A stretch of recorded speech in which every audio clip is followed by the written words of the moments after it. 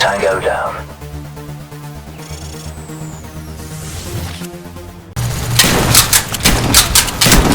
This used to be a nice neighborhood! I'm your host D from Mahalo Games. We're on Nuketown today.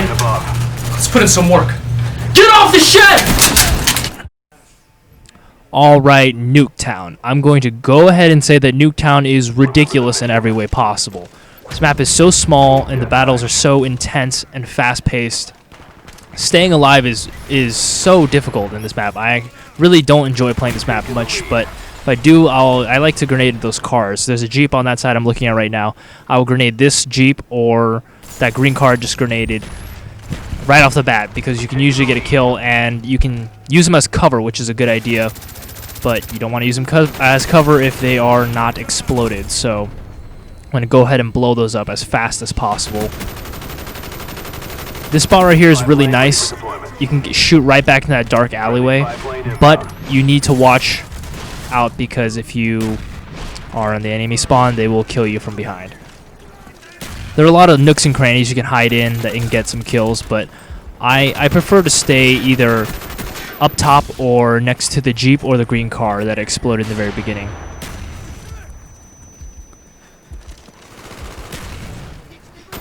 Fighting amongst these buses is very difficult to stay alive. You'll get some kills, but to actually reach high kill streaks is very difficult in this map unless you're in the second story windows of the houses.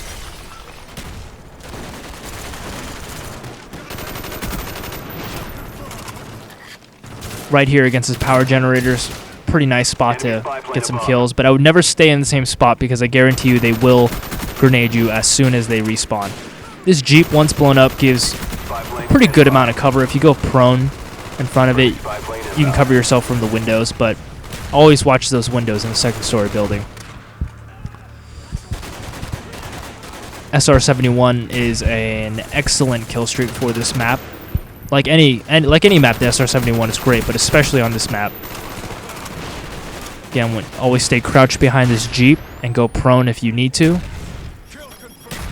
And nading the alleyways on the sides of the house after you kill a guy or two, because they will spawn in the back of the house and they'll start running through the sides. They rarely go through the building unless you're going to the second story window. So I would concentrate on these side entrances.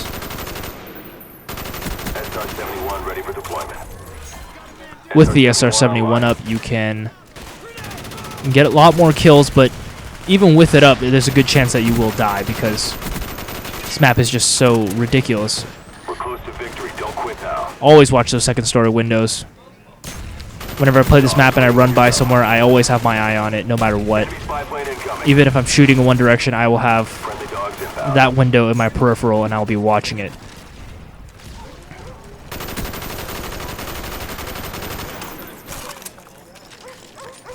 If you get in a situation where you are killing a lot of people in the backyard of the house and there aren't many of your teammates nearby, then I would get out of there as fast as possible because that means they will start spawning right next to you.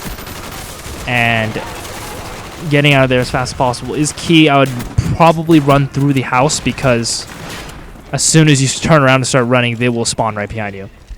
So running through the house will give you a better chance of survival. Spy plane standing by. It depends on how you're going to play this map, but I would recommend using an assault rifle class, medium range. Commando is always a good idea. Counter spy plane up. They're blind. I would definitely be using claymores.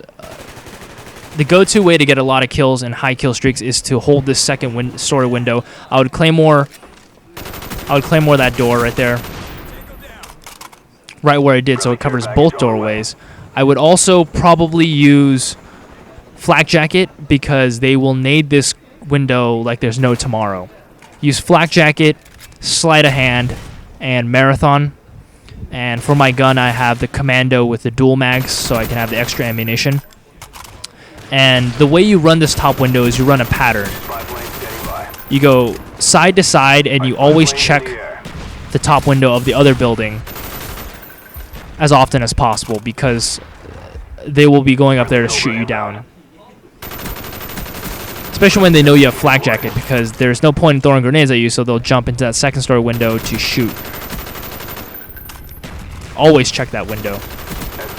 Move to side, see those curtains right there? You want to go up against those curtains so that the guy in the window can't shoot you, but from here you can shoot straight down onto the street, and leaned up against that you can shoot through the buses.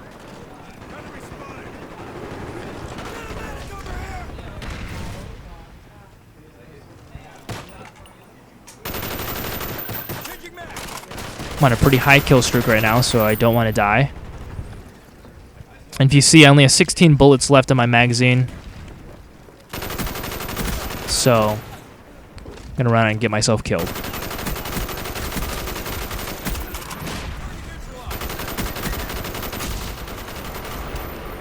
Those fences are very thin, and you can shoot through them with pretty much any gun, so don't be afraid to use the ammo. This green car right here gives nice cover as well. Our spy planes in the air.